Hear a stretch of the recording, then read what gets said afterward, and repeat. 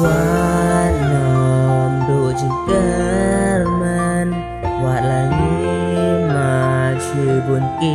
jing e Wat nom du jingker man Wat langi ma chui buồn kỳ jing e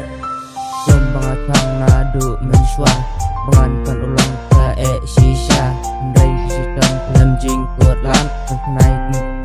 sangat banwan berlaki cing tin wan hanga menteri sistem ngamdu jerman halam barwe ngam hari kata kemen wat la umat in jaunanga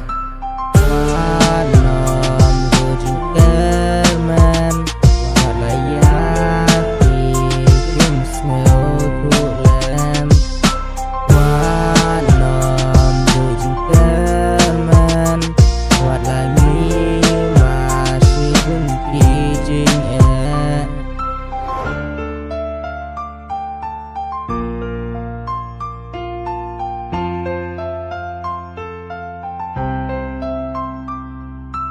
Wat nom du jingker man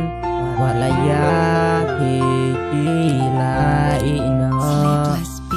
Ngam kau penlong kunki je Ibaja no tang shi tiang sni Entah baru ngam kau ban ranin Wat la kelentik ka kakin Wat la ngilo